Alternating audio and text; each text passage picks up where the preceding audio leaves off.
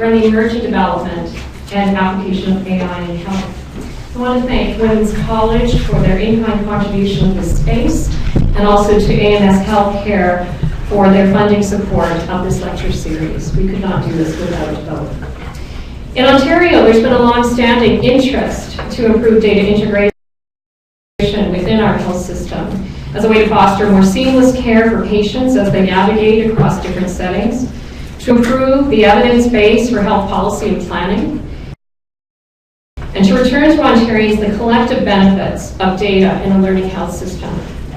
AI, of course, is fed by, and indeed is hungry for data. Hence, the pursuit of data integration in Ontario's health system and the increasing inquiry, locally especially, into the potential of AI methods and enabled tools to advance health are inextricably linked. Today, we invite you to consider the possibilities and pitfalls of data integration through the experience of our friends in Denmark, who embarked on this journey before us. It's often easy in such conversations to direct our attention to the need for legislative reform related to privacy of personal health information.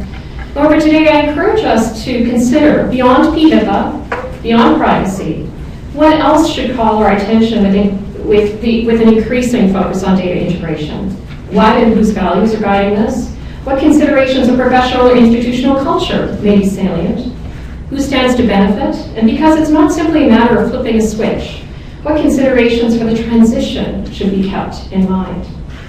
Today's lecture will begin with an opening remarks by our esteemed colleague, Professor Sarah Wadmann, followed by a commentary by Professor Fiona Miller, and Jay will say a bit more about each of them in just a moment.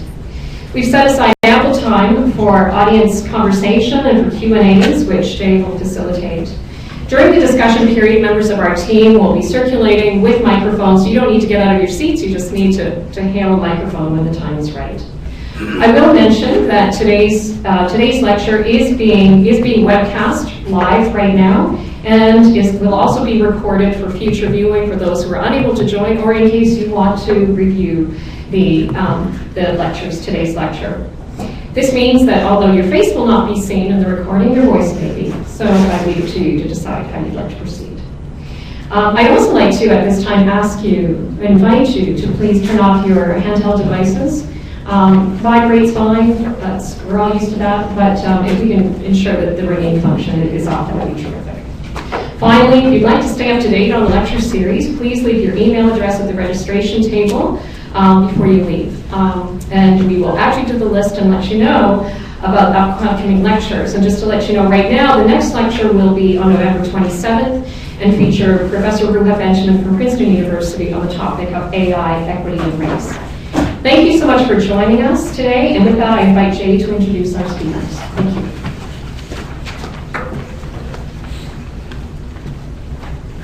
Okay, thanks Jen, and thanks everyone for being here today.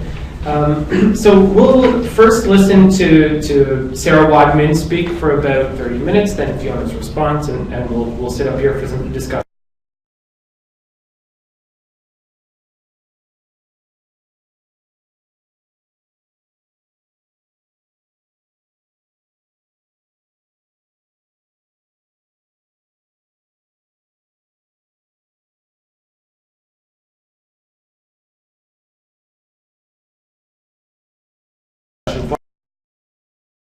Following that, and I'm just going to introduce our two speakers. So Dr. Sarah Wadmann is a senior researcher in the Danish Center for Social Science Research, and I've learned a bit more about this research institute as I have connected in preparation for the talk. And it's an independent institute that works closely with the Danish government, and sounds like it functions actually quite similarly to the institute here at Women's College Hospital. That's the co-sponsor of this event, WEAVE. So Sarah's work focuses primarily on healthcare governance and organization, and includes the topic of data infrastructure and the health data economy, as well as government regulation of the pharmaceutical market. Sarah completed her PhD in the Department of Public Health at the University of Copenhagen, where she was part of the Center for Medical Science and Technology Studies. And today she'll be talking about a large project she was a part of that's looking at health data and health data integration in Denmark. So as Jen mentioned, there's lots of excitement about this topic here at home, and we're certainly looking forward to her comments. After Sarah speaks, we'll hear a response from Professor Fiona Miller, who's a full professor of health policy and holds the chair in health management studies at our own IHPME here at the University of Toronto. So with that, I'll invite Sarah to come up.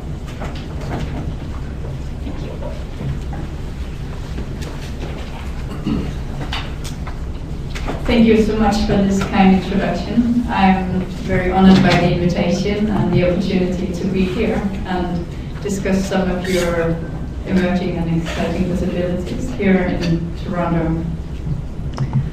As Jay said, I divide my time between the Danish Center for Social Science Research, where I do more commissioned research that provides a platform for dialogue with public decision makers, and then the University of Copenhagen, where I'm currently a postdoc in a research project which is funded by the European Research Council and led by Professor Klaus Høyer. How is the sound? Is it okay? Oh, great. And really, the start for this research project, which I'm also going to talk about today, is a quite basic empirical observation that policy discourse is tended to center more and more on this idea that public organizations, they should be data-driven, and that health data constituted an underused resource that we should do more and more about. So we started to become curious about this moment where everybody seems to demand more data from still more people and want to use it for still more purposes. So we are curious about what drives this and what it then implies for healthcare organization. Because we heard this discourse in Denmark, and I learned that this is also the case in many more other countries. But of course, the desire for data is not really something completely new. There's really a long history of governments, businesses, scientists, and all the citizens that produce and use data to regulate, make profit, and also make sense of the world. Think just of physicians for more than a century. They have kept records and registries in order to understand disease better and inform decision making, as we see with evidence-based medicine. But the current development of digital technologies, it changes the conditions for data production and analysis. Traditionally, data have been something that's really time consuming to generate, so it's a scarce resource. But today, you can see that automation has also made data into a less costly byproduct of many things that we do. Just think about when we use our smartphone.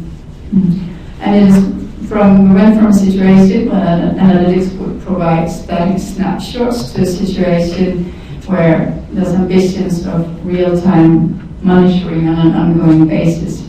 So from a scarce resource, we need to deal also with questions of data abundance.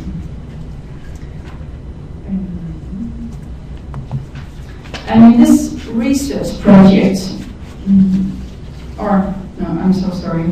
what I wanted to say was that these developments, they are followed by high hopes of better performance, of better accountability, more transparency and efficiency of healthcare systems, and health IT is also seen as really an important way to ensure economic growth in our nation. But at the same time, skeptics, they warn about surveillance society and dehumanization of medicine. And in this project, we try to get beyond both the glossy promises and also the dysphobia of data dysphobia, you could say, and instead try to understand what drives this identified data sourcing in healthcare, and what does it require for data infrastructures to become durable, and also what does this intensified data sourcing imply for the work of healthcare professionals and patients' encounters with the healthcare systems. And the larger project is divided into different work packages, but today my talk will focus on some of the Danish experiences with healthcare records and data integration, because that's the part I have been working on. And what I hope I will do is to draw out some lessons about the sustainability of digital infrastructures that could be of relevance also beyond the Danish borders, and hopefully inform discussion also about the developments that's going on here. But why look to Denmark? Well, in Denmark we like to think of ourselves as digital forerunners. It's a declared policy ambition, and certainly Denmark has taken a very dedicated route to digitalization in the public sector since the 1980s. Since the 1990s, many state resources have been invested in digitalization of medical records and also in developing shared software standards for commercial providers and also healthcare providers. And for more than 10 years, we have had a shared electronic and online platform where citizens, they can go and view information from the medical records. So for instance, we can see your medication there, we can see appointments, we can see test results, we can make appointments for a checkup and request refill of prescription drugs, just to mention some of the features. And what's being done currently is attempts to integrate the IT systems more so that clinicians, they can have more up-to-date patient information. So in the integration, we think about it both within the hospital, across departments and across central divides. And also attempts are made to ensure that managers, they have more up-to-date information for real-time monitoring of hospital quality and activity. And these developments, I should say, they make possible, they build upon really a long tradition of state-controlled data registration of citizens. Our residence registries, they date back to the 1920s, and since 1968, all citizens, they have had like a personal identification number, and we use this number in all our interactions with public institutions and also many private sectors, for instance, banking and real estate. And it makes it possible to track people really across context and over time, and also across generations. And this is made possible by a fairly liberal data regulation. For instance, there are many exemptions from informed consent requirements if the use of data can be considered to be of societal benefit. All of this has been really of immense importance for public health and medical research in Denmark. Denmark has even been pictured as the epidemiologist's dream, this idea of a whole nation constitute a cohort. And so it's heralded for data completeness and the long time series. And a lot of important research, for instance, about the epidemiological studies about adverse effects has been made possible. But if Denmark is at the digital forefront, I think it's also here that we see many of the challenges that this poses. This is quite evident as I travel just in the slipstream of news about the chaos that was generated by the implementation of the EPIC platform in Denmark. Maybe you have heard about it. But this implementation, it has really caused massive critique in Denmark from healthcare professionals that signed petitions for politicians to take this system back and declaring openly that they want to quit the job because of this new system, to critique from the National Public Accountant that oversees the spending of public resources. One recent evaluation of this implementation project, it concluded that the EPIC platform, it has become too much of a technological project. So organizational implementation, change management, and cultural transformation, it has been strongly underestimated. And I think it's interesting to pause a bit on this insight, because it really tells us that digital infrastructures, they are not merely about technology. They also rest on social resources to evolve and endure. And this is what I'd like to try and unpack a little bit more during my talk here. We maybe used to think of infrastructures as mere materiality, cables, wires, tracks, or in technical terms as commands that are written in code. But we would also think about it as infrastructuring, like an activity, a practice, something that is to be done. There's a stream or bulk of social science research that invite us to also consider all the work that is needed really to build and maintain infrastructures and understand how technical solutions they are also embedded in wider social systems. Because just like patients need care, infrastructures, they also need care, because without they deteriorate and they break down. So therefore I think it's important to understand which forms of care that are also needed for digital infrastructures and the flow of health data to endure. And while infrastructure then is seen as technical, they are not value neutral.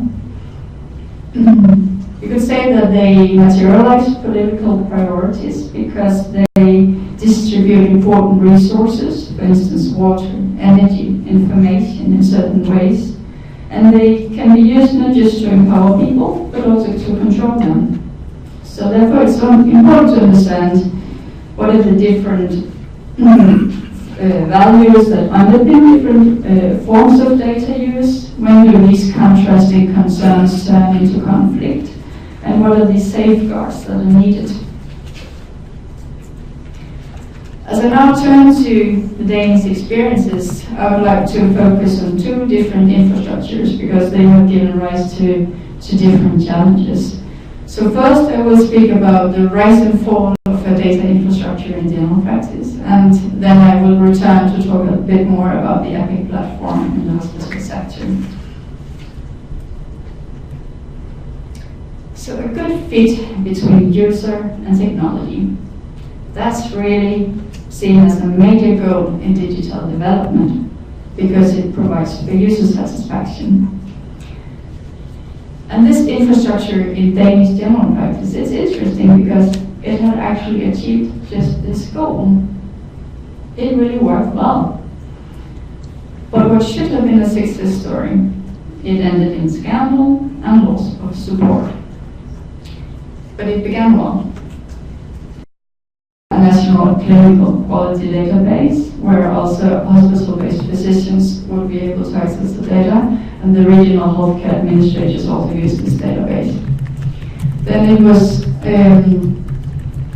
data would also show at the electronic platform, online platform I spoke about before, where patients can see their own information. So there was a loop back to the patients there. And the primary pricing specialist would see it, and the hospital-based physician would see it. There was speculation about the regional governments also having direct access, but I have not found any evidence of that. And there were also speculation and political pressure to make a copy of the dataset and enter it into a national database where research institutions would have more easy access, and it might be used to attract also biotech companies to do research. And I realized that I should maybe have added an error here because from the platform, patients would be asked sometimes by insurance companies to print out just a script of their electronic medical record for insurance claims and thereby sidestep the general practitioner's judgment. But this is just to get an overview that from 2006 to 2013, these data, they developed from being a resource for quality development to also becoming a resource for research, patient empowerment, healthcare planning, audit, and even economic growth.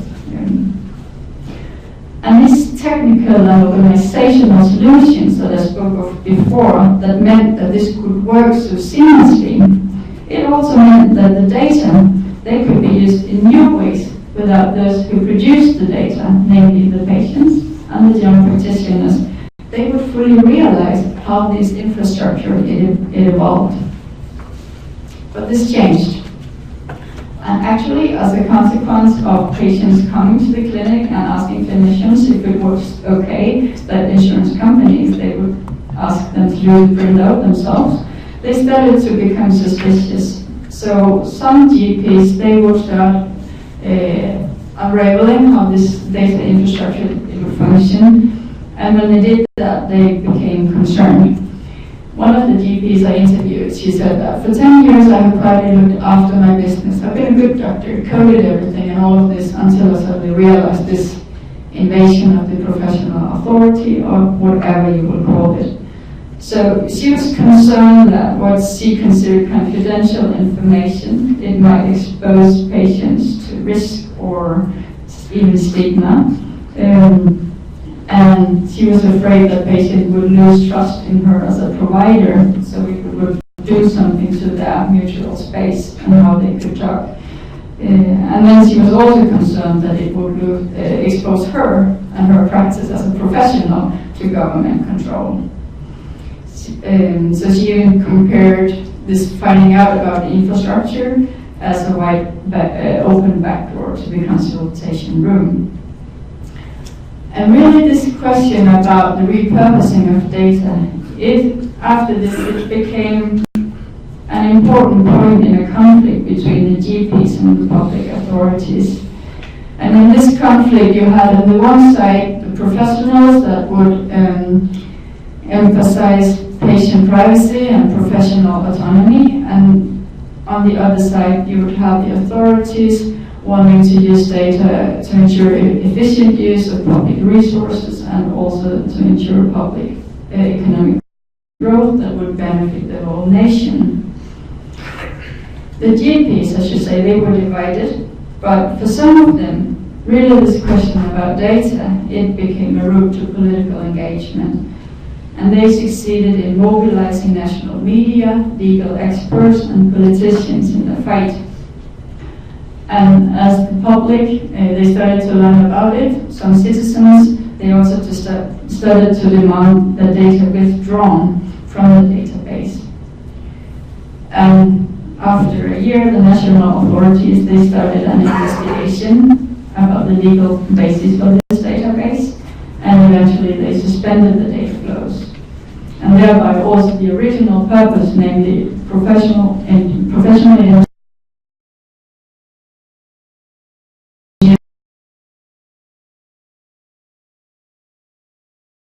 quality development, it was also brought to a halt. And it took, actually it was just this spring that they started to test a new system, so it would take 5 years without any data-driven quality improvement issues have been taken up again. And when all this went on in general practice, hospitals, they also started preparing for a review of their medical record systems. And as a result of the tender, Epic was chosen as a new provider. So if Epic was the solution, what was then the problem? Well, the decision makers, they hoped that Epic would help them overcome problems of fragmentation. Because nurses, physicians, and other professionals, they use distinct systems for documentation of the work, and they really had to log into so many different systems during the day in order to complete their tasks.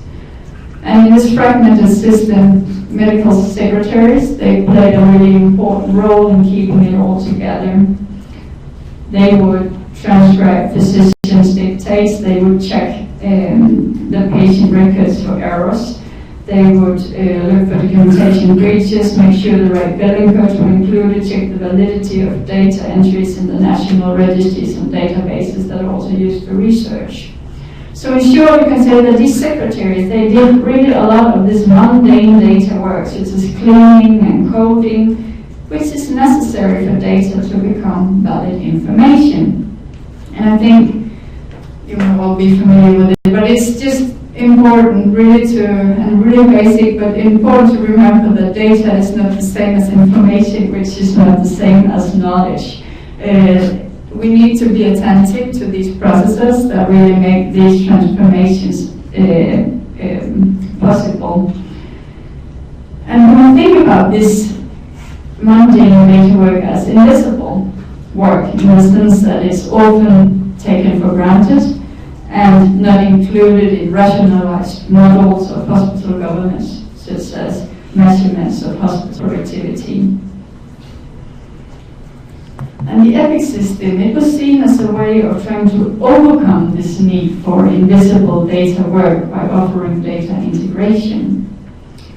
But it can be useful also to remember that technological aids tends not to reduce the need for data work, but rather it redistributes it. So it's important to understand how. The business case of EPIC, it pictured a world-class healthcare system where patient safety and healthcare quality would be improved, and where the IT operation costs would be lowered because it would be much more efficient. And the two key ingredients to this imagined success, it was the standardization of workflows and reliance on real-time data. It may sound easy, but it was actually what became the big challenges of this system implementation. Before, many of the hospital departments, they would have a bit, you would call it a more flexible work organization and work divisions than we typically be seeing in the US healthcare system. I'm not pretty sure how it is here in Canada. But for instance, doctors would often delegate tasks if they had confidence in the work of nurses and secretaries. But the design of the EPIC platform, it provided for much stricter work divisions because the system is designed to allow only certain professionals to perform a given task. For instance, only physicians, they could make requisitions and enter disease-specific codes in the system and make the bookings that were necessary for the transfer of a patient. And also it provided, even if there was stricter divisions, also the professionals, they would become more dependent on each other because now they would work in the same system, and because it was organized in a workflow, it meant, for instance, that it means, for instance, that a patient cannot be discharged until every step in the flow is performed correctly by the authorized person. So it means that the providers become more dependent on each other. And also the emphasis on real-time data, it meant that work has been redistributed from the secretaries to the physicians. So physicians are no longer allowed to dictate their notes, but must enter them directly into the system. And by decision makers, this was really seen as an important way of realizing the economic potentials of the business case, because less secretaries would be needed. So as a consequence, many of the secretaries, they were let go. So how did this go? Well, as you might have guessed, the business case turned out to be a mirage, a delusion, you could say. The hospital productivity went down considerably, and it was still lowered after 2 years. Estimates, they range between 5 and 35%, but I guess the irony is that we don't know exactly how much, because the validity of the data they could drag out of the system, it was too poor to actually judge it. And as for the efficient workflows, it was also left wanting, I think. Physicians, they complain about reduced oversight of the patient course, and prescription and referrals are disappearing because the integration has not worked properly, and discharge letters that read like nonsense because of the many standard phrases, and they think that the quality of the medical records has gone down. And then also the emotional impact, that they feel they take the pleasure out of work because they need to battle the IT system instead of that helping them.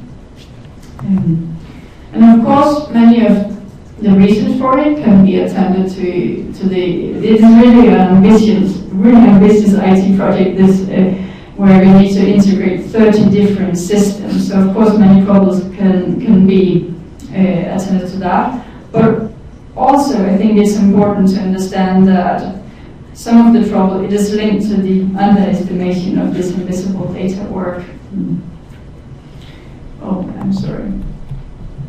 It has turned out to be really time-consuming for physicians to write the notes and order the test, because they're not really using these click menus and predefined test sets that should make it all quicker and more standardized. So instead, they are developing local workarounds, and we see so many coding errors because the physicians, they are not trained to do the coding, and they are not really interested in it either. They don't think it's their responsibility to do the coding.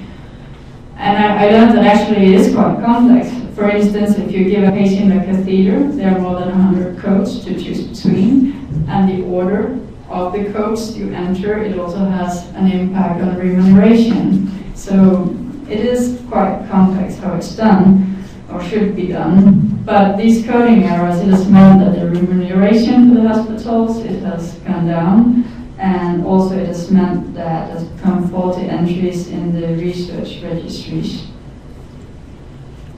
Yeah, and then there's a lot of administrative expertise, because some of the tasks that are done seldomly, which has been done by the specialized secretaries, it is now spread out so that every physician will need to find out each time how to do it. So, after all of this and all the fraud that it created, the responsible decision makers, they regathered and decided to re-employ the secretaries. But my point is here that at that point, really considerable resistance it had developed. So even if the technical problems, they were being mitigated along the way, there was so much professional resistance that it really made the implementation very difficult.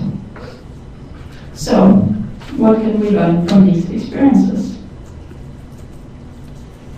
Well, first of all, I think both cases underline really the importance of understanding digital infrastructure is not merely as technical things, because they are also social systems. So therefore, there's no easy technological fix. And I think the other case reminds us that digital integration is closely interlinked with organizational transformation. The decision makers in this case, they saw the sustainability as a matter of digital integration, so they underestimated the resources that are needed for really undertaking this transformation of the organization. And they failed to understand the importance of the mundane and invisible data work, so they miscalculated the efforts, you could say, to align this new system with the existing clinical practices and work divisions. But the GP case is different, because they got much of this handling of the mundane data work right, actually. And instead of the big bang implementation strategy that was used in the EPIC case, the GPs, they managed to have a slower pace of development and integrate the technical developments with the work of developing clinical guidelines. But here in this case, the threat to the sustainability, it really came from the failure to understand the different values that are related with data reuse. So here, the seamlessly working infrastructure did allow data to be used for new purposes, but without due investigation of the conflicting values. Well, not until it ended in conflict and collapse. This is actually quite similar with what we have seen in the UK with the data care controversy, and also in Australia there are similar examples.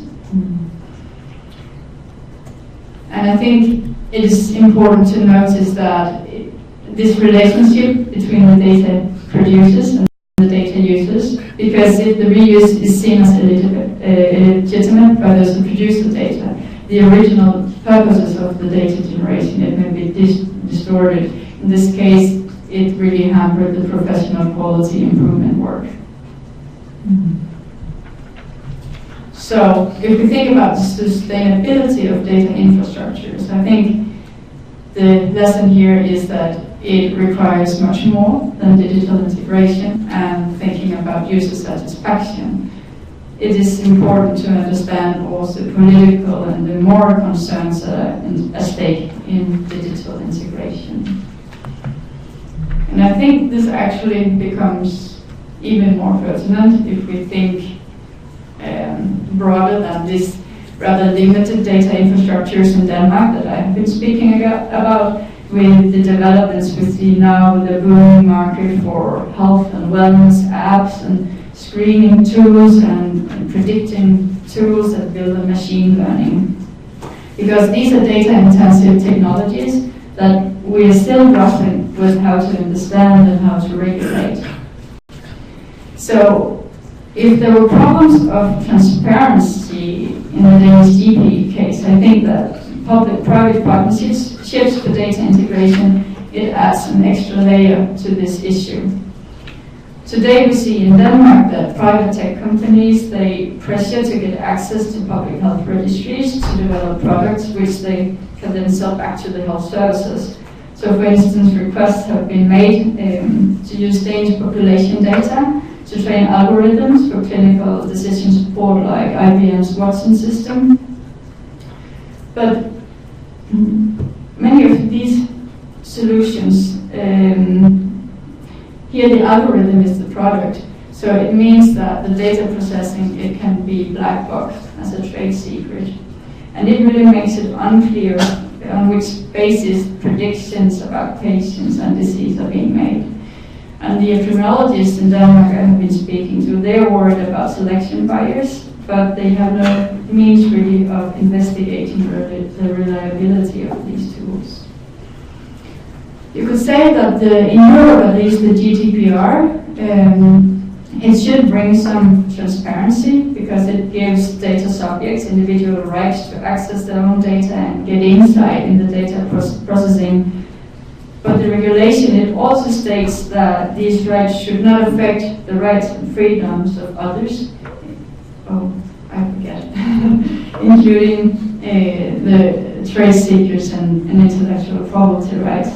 So, and this really reflects the double purpose of GDPR to both protect the data subjects, but also protect the internal market in Europe. And I think it's important to think about this information asymmetry and what it really implies for digital development, and also what does it mean for professional and administrative responsibilities and accountabilities for patient care if these tools, we cannot get insight into the data processing of it. So at least it requires careful consideration of how these technologies are tested and introduced. And if there were problems of data validity in the EPIC case, I think that greater use of machine learning, it also adds new complexity to these discussions. Let me give an example. There are work being done in radiology now to train deep learning models to try to identify patterns using image recognition so that it can help physicians detect lung infection and a large heart in this case. And the researchers that tested this system, first they found that there was really a great correspondence between the clinicians' judgments and the predictions that are being made by the program. So it looked like a success. But later they found out that the predictions, they were not really based on so much on the part of the picture that the clinicians found relevant, such as the lungs or the heart, the organs, but rather the machine looked at the frame of the picture where the metadata was. So, for instance, the program learned that portable X-rays, they are more likely to contain cardiomegaly, which you can say is a pretty safe bet because the portable X-rays, they are more likely to be done on patients who are really too sick, perhaps because of a difficult heart disease, to be transferred to the stationary X-ray machine. So my point here is not to say that these technologies cannot be feasible, that it cannot be done, but it is to underline really that it's important to understand how these predictions are being done in order to assess their validity. But just like humans, algorithms, they really need proper training to do proper work. So I think it's important for us to care for this mundane data work and strive to make it less invisible when we plan for digital development, no matter if it's done by medical secretaries or it's done by machines. So thank you for your attention.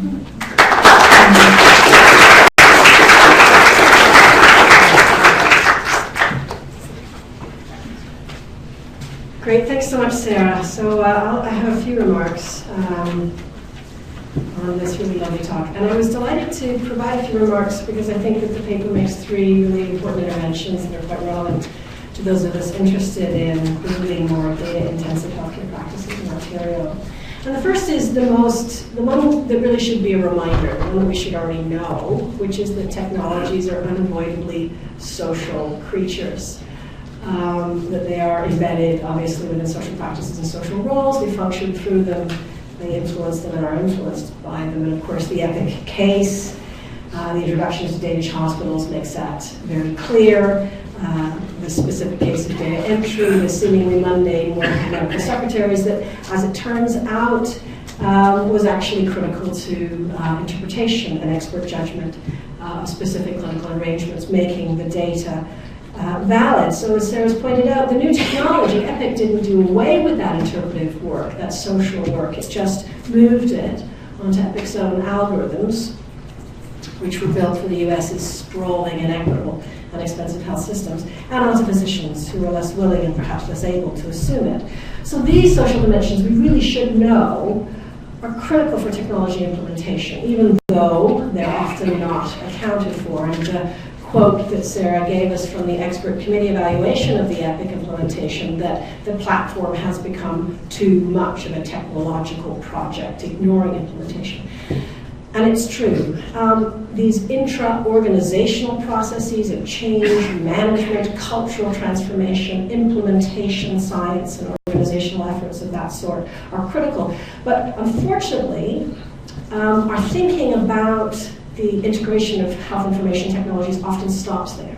If it goes there at all, if it recognizes the profoundly social nature of these systems. But things inside organizations are embedded into wider social processes that are typically under-theorized and ill-attended to in much of the literature on implementation science. These are political practices. These are the political arrangements that distribute authority, legitimacy, and spoils in particular ways. And Sarah's work helps us to see this, and I think it's particularly present in her call that we make things visible. Now, to somebody like me who's interested in policy studies, what is visible, what is not visible, is an incredibly important political question. What is visible in a policy implementation, and whether an intervention, a policy intervention, is visible to stakeholders, they feel its effects, and is it traceable? Can people see that it goes, who it goes back to, who did it? Makes a great deal of difference in terms of whether a policy intervention or what political consequence it has, what effect, what meaning people make of it. So a classic example in healthcare would be that in this country, Medicare, which is an obviously visible public investment we make in each other for hospital and physician services, we know that that's coming from the tax-funded public system. It's visible and traceable as a policy intervention of that sort, and it has that political meaning to us. By contrast, another benefit that probably most of us in this room have, which is private health insurance, which gives us a bunch of the things that the Medicare system doesn't pay. There's also a policy intervention there. It's a tax subsidy, it's a tax write-off, which privileges the better off, but it's completely invisible as a policy intervention. So visibility and traceability matters. Now, in the EPIC case, the visibility issue seems to rest on the significance of mundane work, that we didn't really notice that medical secretaries did something quite important. So the political question is why? Why is the work of medical secretaries so easily ignored? And I think, of course, the answer has something to do with the socioeconomic status of medical secretaries and the socioeconomic status of those of us who design and seek to implement these kinds of systems. Now, the GP data infrastructure case is even more interesting, I think, in terms of visibility. Because unlike EPIC, where the problem is not noticing, we failed to see something we should have, for the GP data infrastructure case, it's the invisibility that makes it work, right? At first, anyways. And what's invisible here seems to be the social contract between GPs and patients that allows them to co-produce high-quality data that supports their health and their health care. That mutuality of purpose that is kind of invisible and taken for granted, with new purposes built on top, purposes that for at least some of the original participants contravene the social contract and contravene the reason why they mutually worked to produce that information in the first instance. So those additional purposes of audit or economic growth or healthcare planning. And then it was, of course, it seems a very political act to make these new purposes visible, to trace them to their dependence on that initial intimate encounter, to make clear that for many people that social contract couldn't bear the weight of these additional purposes and was broken. Now, part of what interests me, and I think should interest us about the politics of visibility, are the broader political conditions under which people contest or tolerate different digital infrastructures. It seems important to note, as Sarah did, that the acts of resistance that undid the highly successful GP data infrastructure project happened in a country that is so reliant on sophisticated data infrastructure for the operation of its very effective welfare state. So why is that? So I have two hypotheses. Was it that the resistance to this incursion in healthcare was made more pressing because the multiplication of purposes in healthcare threatened to bleed over into the rest of the data infrastructure that supported people's access to important social, educational services, income supports, etc., that are part of the welfare state, that they rely on, that they didn't wish to have contaminated, as it were, and so fighting here was more important. Was it also because in this small social democratic state where economic inequality has risen, but is still much reduced relative to Canada, much reduced relative to the UK, much reduced relative to the US, where this kind of resistance isn't futile, where protecting the healthcare state, the infrastructure of the welfare state data works. So this brings me to, I think, the third and final critical intervention that we need to take from Sarah's paper, and that concerns the obligation of those of us who, as practitioners or scholars, are interested in questions of the data intensification, AI, or otherwise, of healthcare. What do we need to do? What do we need to take account of? So one of the messages is critical, and should be, as I say, clear, even though it's hard. We need to ensure that the social practices that enable technology are made visible. We need to insist that technology implementations are also sociological interventions that need to be understood that way. But Sarah's work, I think, suggests we can't stop there, that we need to ask about the political arrangements that make these social arrangements possible, in part by making visible why some of the work that shapes technologies is routinely invisible and others not, the purposes that clinicians and patients bring to their encounters, the other purposes that circulate nearby. And by looking, and Sarah didn't get to this, but hopefully will in discussion, did to some extent, the policy and regulatory conditions that support some purposes more than others. So we may need to think about what those regulatory arrangements are, what those policy arrangements are, and ensure that they, as well as the technological, as well as the social, the organizational practices, are fit for purpose for the integration of more intensive uses of data. And I think this is important because, of course, as Sarah's paper makes clear, what's being built now can and likely will evolve over time, with implications for the effectiveness of the healthcare systems, but also back to that larger political project question, because it matters, I think, for wider kind of social trust in the institutions of the state. It matters for people's willingness to pursue and faith in their capacity to achieve political changes in the public interest.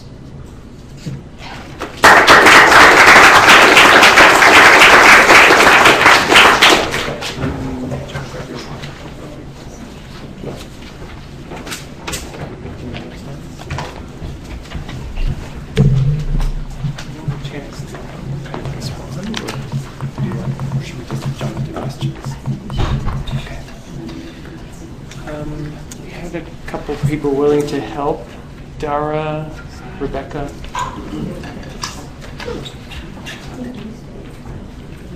Test, test, test, test, test. Is that working? Is that working? There we go. There we go. There we go.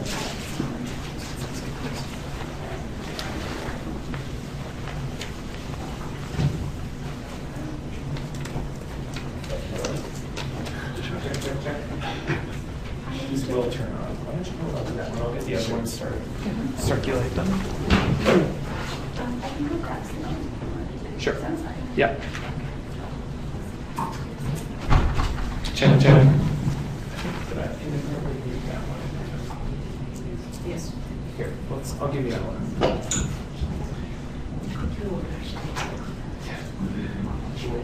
We'll have two up front. Check, check. Check, check. Okay, I'll leave this one. Okay, hello. So, thank you both to Sarah and Fiona for, I think, great remarks, very, very much relevant to our experience here in Ontario, addressing, I think, a body of theory that really helps us to see this issue in this domain more clearly, and also addressing some ethical issues, addressing the moral value and the kind of moral realities that happen that transpire in this domain. And I think that's an important part of this lecture series as well. So I wanted to ask just a couple of questions to get us started, and then we'll go over to audience questions and we can have some discussion. So we have Dara on this side and Simone on this side, who can carry the microphone to you if you do have a question. But I wanted to start by linking up with a conversation that Sarah and I had earlier today. And Sarah was taking a flight to come to Toronto and found a glossy magazine, as she put it, somewhere, which outlined the sort of the sales pitch for Toronto as a tech center, and being uniquely positioned for success in the entrepreneurial kind of ecosystem as it relates to digital technologies. And I wonder if you could just say a bit more about that conversation, Sarah. What was it that kind of surprised you about that in comparison to your travel elsewhere in the world, seeing similar kind of content? I think actually what strikes me the most is the similarities. Like it seems to be the same rhetoric, the uniqueness of the population data sets or the particular tech-friendly infrastructure. I come from a conference in New Orleans where a lot of people presented on similar issues, and we saw from Sweden to UK to Israel and also in the neighboring countries in Scandinavia. It is very much the same discourse, actually. So I think what strikes me the most is the similarities. Yeah, it just struck me as interesting looking at, us here in Toronto. I think that the technology, the digital infrastructure, it seems like something that we should be able to get right. And of course it's a healthcare issue, but as a place that's investing so much in the development of digital technologies, it seems like something that we should be paying attention to, but also should be good at. So it just struck me earlier when you were saying that it seems as though there are lots of places in the world that view themselves that way, and that likely this experience is shared, the challenges. But if I should add, I think what strikes me and also concerns me a bit is that it seems like a new space race somehow. That it's like the Chinese are coming with this sense of urgency, and I think it very much pushes also the policy agenda into a mode of speed that, and maybe I think our task would be also to try and slow down the pace a bit in order to actually understand some of the more social and moral issues that are at stake, so we can do these things right. Thank you. And I'll ask a second question before going over to the audience, and this also picks up on a theme that we discussed earlier today. And something that in Fiona's remarks, Fiona, you mentioned that the resistance to the GP case comes from people who are living in a state that is incredibly data intensive. So kind of questioning, well, what's the motivation for resisting the intensiveness of the data in this particular case? And one thing that I read in your paper, Sarah, is about the fact that the Danish state has been data intensive for a very long time, and yet there hasn't been resistance to that, really. We talked earlier a bit about trust in public institutions. And I wonder if you could say a bit about why do you think there's been trust in the public institutions in Denmark? And I think then perhaps Fiona could tell us a bit reacting from a Canadian perspective. Well, I guess of course it has to do with the welfare context and Danes being used to viewing the state as something that benefits us because we have the really comprehensive social security system. The state has been providing for healthcare since 1890 or something like that. So there's really a long history of state-funded healthcare that has developed along with this data infrastructure. So I think that's very important, a very important reason. Then, I don't know, there might also be more cultural specific reasons, but I am not sure I'm able to tease them out. That's fair. I mean, and you know, Fiona, what are your thoughts in considering the kind of political institutions in Canada and whether and how people trust those institutions collecting data on our behalf? I think there are others in the audience who are probably better. I'm looking at Donna there to talk to us about some of those things. I do think the point I was trying to make also is, I mean, in Canada, the one point I would make in terms of trusting political institutions is the importance of healthcare as one of the political institutions that Canadians value, that they see as something that is central to being a Canadian. It is the generous part of our otherwise rather stingy welfare state, and it is, for all of its limitations, a fairly good system.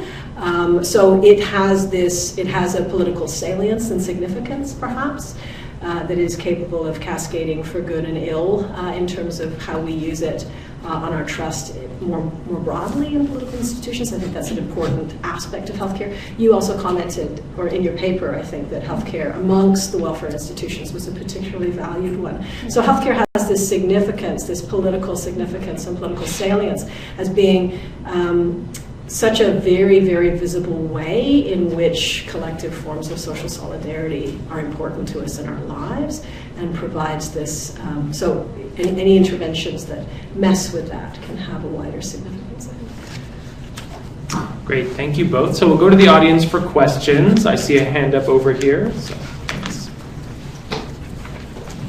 Thank you. So it was a fascinating talk. I'm a human factors researcher, and I'm looking at sort of wearables and the burgeoning sort of private industry and how that personal data always needs to be preemptively protected.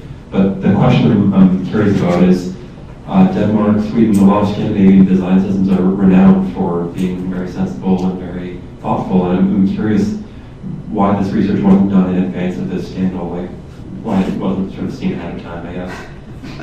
Yeah, that's a really good question. I would like to pose that as well. Yeah, there's a design tradition, really in the Scandinavian countries, also very much in terms of IT. And actually Denmark is also branding itself these days on trying to delivering the ethical alternative to digital development in the US, which is very marketless, and also in China, which is very much state controlled. So it's a good question that you raise, and I wish it had been explored more. But perhaps it shows something about the divide between decision makers and the distance from the clinic, where it can be difficult to see what's actually going on at the floor. Makes sense. And I wonder if those kinds of considerations will become a more prominent part of human factors research prior to the implementation of technologies like that. Hopefully. Other questions? I see one right next door. Let's just go there. Thanks. So I'll follow up because I spent one with being a human factors engineer as well. So we still look at Denmark as the example for social technical design, right? Jens Rasmussen and other authors. And I'm wondering, based on the answer to the first question, that has Denmark and Canada, is there a culture of technology, is there a culture of IT that's becoming monocultural, and kind of philosophies of, how much you consider users or who you consider as users and what the commercial potentials are? That's kind of becoming a bigger driver and a bigger philosophy, irrespective of local, subnational cultures. Do you understand what I'm saying? So the question is there sort of a global culture developing that is sort of blind to local nuance? Or what supersedes the local ones? The global IT culture, yeah. Fiona? Do you have a response? I think it's a really great question, and I'm not sure how to answer it actually, but it just made me think, and I want to find out more. The only thing I would say is that culture has to be instantiated in something, right? We tend to think of culture as something nebulous, but it has to act through things. So I guess the question you're also asking, what is the instantiation of global culture? It is, epic, in some sense, which isn't a global culture, again, right? So that epic is based on US systems. But so what instantiates, what brings the assumption to bear, but I think it's a great point about a sort of and it's part of the earlier comments about the way in which around the world we're all putting ourselves forward as global cities with health infrastructure, health IT, and data quality that is second to none, and a global race for et cetera, et cetera. These are new forms of capital formation that therefore are very welcoming to a globalized sort of interpretation, a placeless interpretation of what it actually takes to have this work for patients and clinicians. Good, thanks. Okay, over to Don.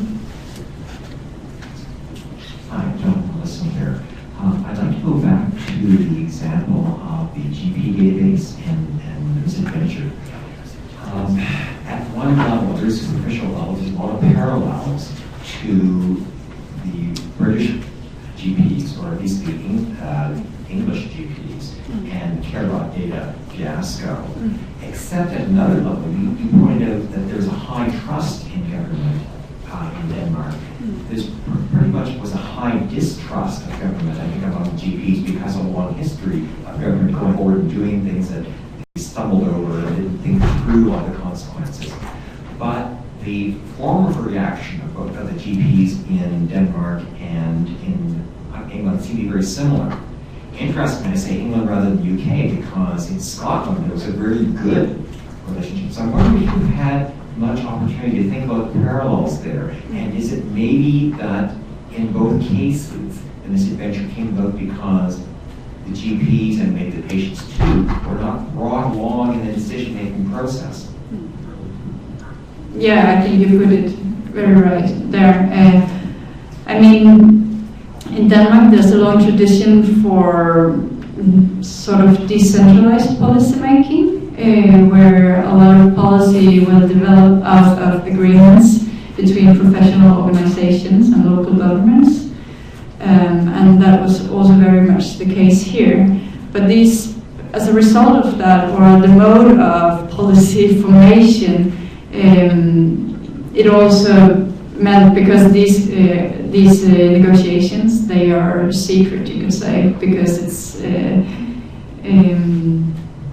it's part of the union, also has to do with the union agreements. So there are negotiations taking place under a seal, and it's not public. And I think also it really in this case, it was also the error points back to the GPs and their organization, because they had not considered internally that there might be differences in opinion, because some of the GPs, they were with the politicians all along. Interesting, thanks. Did you want to respond, Don, or no? Yeah. No, Elise has something to say. Yeah, Elise?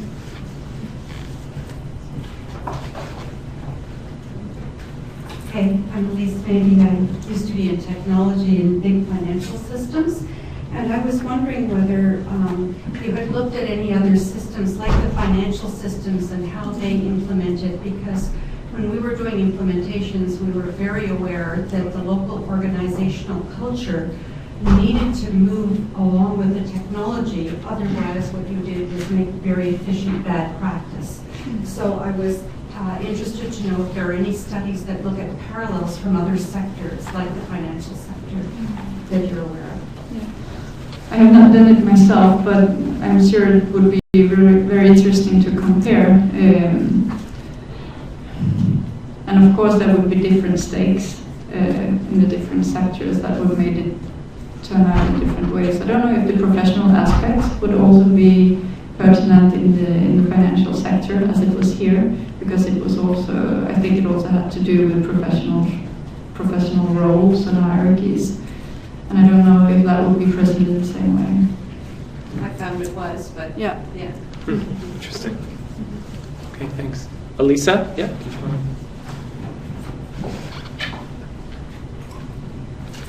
I'm wondering, in the big project, it's interesting that the resistance seems to have come from the physicians, which have so far in other places as well have been kind of the most vocal opposition to automation in kind of artificial intelligence decision making. So was there any oppositions from other types of stakeholders, or was it really the physicians that have mixed in? The physicians are the most powerful group, you could say, so I think that they were perhaps also the most vocal, but also the medical secretaries, they resisted, if you think about the ethics system. I think often database practices in general, and also some of the attempts to integrate machine learning for prediction or early warning, often nurses are being responsible for management. And at least in Denmark, I've seen that some attempts to make more database quality improvement, it will often be a route to career advancement for nurses. So I think it's important to pay attention to how these professional roles and the various opportunities that database decision makings and the introduction of new technology, how it affects the various relations between professional roles. So often we will see that in Denmark that the nurses, they would actually be supported. Yeah, Jeff? I wonder if you had any comments on the idea of consent, implied consent or explicit consent.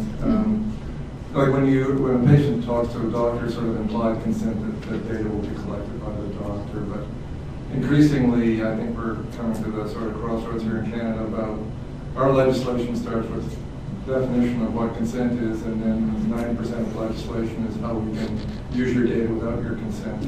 Right? Is that kind of the same model in Denmark? Do you have a version of consent and a legislation that sort of focuses on the distinction between consent-based use and non-consent-based use? Yeah, consent is also, of course, an important principle, but in really many cases there are exemptions. So in the particular case, in general practice, because it was defined as a database for quality improvement, it could be exempted from consent requirements because it was deemed to be in a public interest. And I think that goes really, also if you look to the GDPR, it would be the same model. So it makes it somewhat difficult, I think, to tease out what the actual rights are, because there's really much room for interpretation in terms of when consent is needed and when it isn't. Good question, good point. I think we have time for another question up there in the back. Thanks.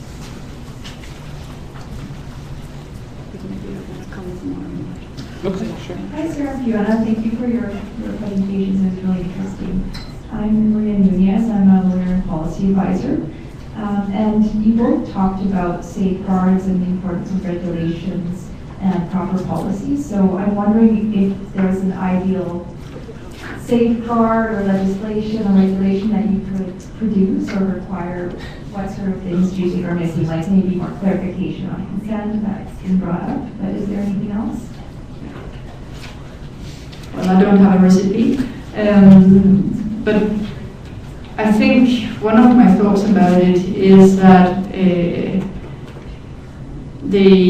and I actually, maybe I should do like this, because I thought about this morning, that I think when I think about data protection regulation, I think it's very much modeled over ideas about ownership and privacy protection. And so it leads us to this question of consent and how consent should be organized. But my concern is if it's a fair responsibilization of the individual, really, because how can we remanage? So is it a fair burden also and a fair responsibility to put in the individual? And I think that much of the data protection is sort of modeled over the same regulatory idea that we use when we think about patients as research subjects or research subjects in clinical trials. But there are important differences also to take into account, because it's not the data extraction or the data collection as such that would be the potential side of harm when we think about data-intensive technologies. I think the risks, they risk much more downstream. So I think it's important for regulation also to address more downstream consequences. What I put here was that, I mean, it's important to address issues of data security, place responsibility for that, and I think the GDPR goes some of the way there. And documentation of validity, we should think carefully about that when we introduce new tools that will build on machine learning into healthcare systems and actually into local or national markets.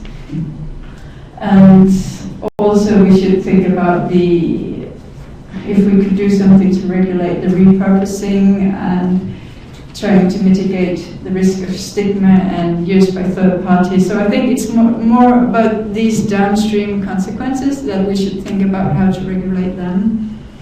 And so the last point I made here is that I know about we did a literature review, for instance, about population or lay people's perceptions about secondary use of data in Europe, and it appears that there's actually quite positive views about using health data also for other purposes than treatment. But these positive views, they are also conditioned on the institutions being trustworthy, so that the secondary use of data will not harm the individual that really gave the data. And also it's very much conditioned on data being used to benefit the public good. So I think it points really to the purpose of data use also as a matter of regulation. And I think you cannot do it by law, but maybe you can do it by setting up boards or institutions also, or making sure that it's thought into development projects and some responsibility is placed for that. It was a really long answer, I'm sorry. It's comprehensive, that's great.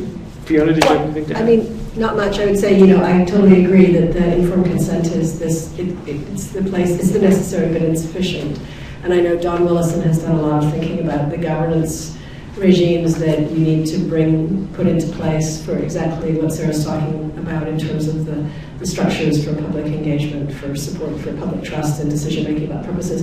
The other thing I think just to add in terms of regulation would be your slide on the sort of AI algorithms, and the issue there is quite literally regulatory in terms of statutory regulation for market access, and what is the adequacy of our regulatory capacity for these as sort of medical devices, and then what is our capacity to evaluate their efficacy, their effectiveness, and when it comes to sort of decisions about reimbursements and use within healthcare. So I think the sort of regulatory questions that cascade, in that regime of decision making about technology adoption are nowhere near fit for purpose for these kinds of products, especially given IP challenges and our ability to actually open the black box. So you don't think we have built regulatory capacity? Yeah, I think we need to do a lot to build regulatory capacity. Now, it doesn't mean that's without debate, because the balance between commercial opportunity and public health protection is always going to continue. But yeah, there's a lot of work to be done there. Okay, Sarah, did you have any closing comments?